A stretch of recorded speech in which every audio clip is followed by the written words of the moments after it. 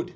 Now, in this video, we are going to talk about trigonometric identities involving complex numbers and then their relationship with hyperbolic functions, which I'm going to introduce later on. So, the first thing I will have to do here, let's recall that z is always in polar form equal to cosine theta plus I sine theta. This is in polar form.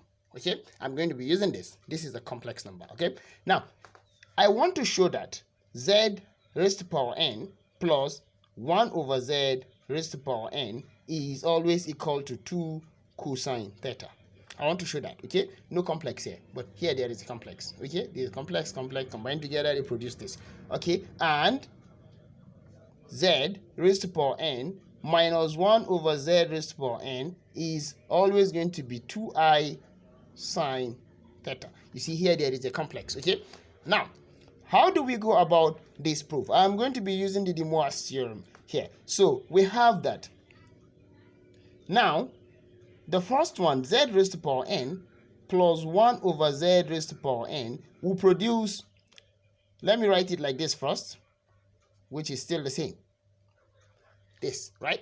Okay, now I'm going to substitute the values of z in this and see what becomes of this expression using the De Moivre's theorem. So I'm going to have z raised to power n plus 1 over z raised to power n will produce z, which is cosine theta plus I sine theta, everything power n, plus z raised cosine theta plus I sine theta power minus n. This is what is going to become of this. Now, using the De Moivre's theorem, which we already know, we are going to now use this power to multiply each argument in these expressions. Okay, so we're going to have cosine n theta here for this one, plus I sine n theta. Okay, I'm done with this using the De Moivre's theorem. Then plus cosine, let me put a big bracket here because I'm going to be using some brackets within the bracket. Okay, so I'll have minus n theta here. You see, I'm using this negative power in this argument, plus I sine minus n theta. See that? So this is what I'm going to have. So in turn, this becomes equal to cosine n theta plus I sine n theta, then plus, see, when you have a negative angle like this for cosine, then the negative disappears. It just becomes the cosine of the angle without the negative. So get used to that expression. So I'm going to have cosine n theta alone plus, okay, now there is a negative within the argument for sine here. So the negative pulls out. Okay, I will remove it from the within the argument, it goes out. So I'll have minus here, minus I sine n theta. Get used to these expressions. Okay, so okay, there's nothing here to open the bracket, so it's just the same, no negative, so it's just going to be the same with everything there. So I'm going to have cosine theta plus cosine theta is going to be 2 cosine theta. Then I sine theta minus I sine theta is gone. These two are gone. So that means that z raised to power n plus 1 over z raised to power n is equal to this as required. Okay, this is equal to this as required. Again, quickly, we have z raised to power n minus 1 over z raised to power n. This would be the same thing as z raised to power n minus z raised to power minus n. Okay, that's it. So in substituting these values for the complex variable z, I am going to have cosine n theta, okay, plus I sine n theta, right, raised to power n minus cosine, let me put a bigger bracket here, cosine minus n theta like this, minus plus I sine minus n theta. Okay, Okay, because z is equal to this, okay.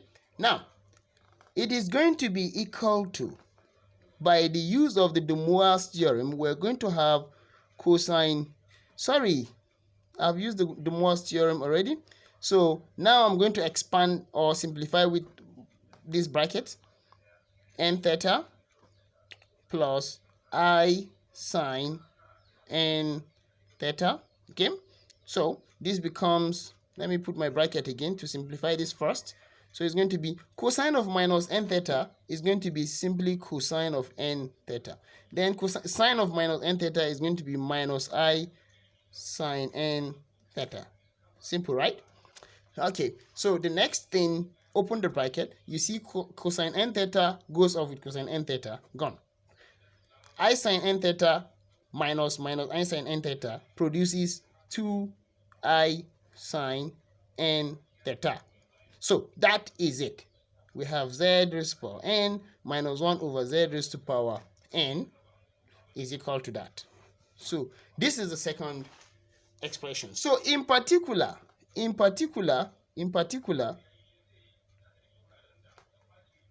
if n is equals to, if n is equal to 1, what are we going to have? We have z plus 1 over z. I'm using the first result here. The first result is going to be equal to simply 2 cosine theta. Please, I forgot to put my n here. And nobody reminded me. Like this, okay? That's n there. So when n is equals to 1 now, it produces this, okay? So the next thing, and there is n here, z raised to power z minus 1 over z. That's when n is equal to 1 becomes 2I sine theta. This n is now 1. So that's the result. These are the two fundamental results that we're going to be using. You are linking up the trig functions. These are trig identities, trigonometric identities, now in terms of the complex z. Okay, we're going to see how this is linked to the hyperbolic functions, which I'm going to introduce later on. So let me just take a simple example first. Examples. Express cosine power 3 theta in terms of cosine theta. Solution. So the solution here, quickly, I'll write, we know that cosine cube theta can be written as cosine theta raised to power 3. Okay, but from our expression up there, here, we have, or let me call it 1, and here let me call it 2. But from 1, cosine theta is equal to 1 over 2 bracket z plus 1 over z. You agree with me on this? That is it. So let me have more space here. So therefore, we now have cosine cube theta can now be the same as 1 over 2 bracket z plus 1 over z. Look at it carefully. Everything raised to power 3. So this in turn becomes 1 over 8 z plus 1 over z raised to power 3.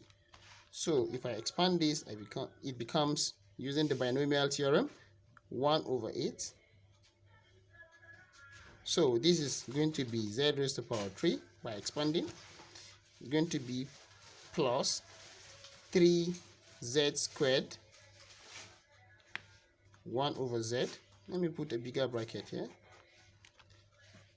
Plus 3z bracket 1 over z squared plus 1 over z cubed. If you recall the binomial theorem very well. Okay, so now after that we have, this is going to be equal to 1 over 8 like this. So I'm going to have, see, this z power 3, z power 1 over z power 3, z power 3. Let me collect them together. 1 over z power 3. Then plus, I can write this one, factor z out, because this z cancels out one of these z, becomes just 3z. So I'm going to have just 3 here, bracket, z is left, z squared and z, 1z is left here, so plus 1 over z. So this is what we have. Okay, now this becomes quickly now 1 over 8 in, of course, if you remember, recall these expressions, these two expressions. See, z raised to power n plus 1 over z power n is equal to 2 cosine n theta, right? So that means that this n power n, the power here, will multiply the angle inside. So the same thing here. If you look at this, this will give me that of cosine, right? In terms of that of cosine, this is the cosine, and then this one too with the power of 1. So I'm going to have cosine 3 theta plus what? This is cosine 3 theta, everything here, okay? Okay, actually 2 cosine 3 theta, okay? Then this becomes 3 dot, then this becomes 2 cosine theta, because the power is just 1. So now we have 1 over 8, 2 cosine 3 theta plus 6 cosine theta. See that? Okay, this is what we're going to have. This is our final result. Or let me simplify it further. 2 will go 1 over 4 bracket cosine 3 theta plus 3 cosine theta. This is the result. So we are going to see how this is applied when we use the hyperbolic function. We're going to link them up actually together. The relationship between the hyperbolic functions and the trigonometric functions. They have a very great relationship. We're going to see that in our next video. Thank you.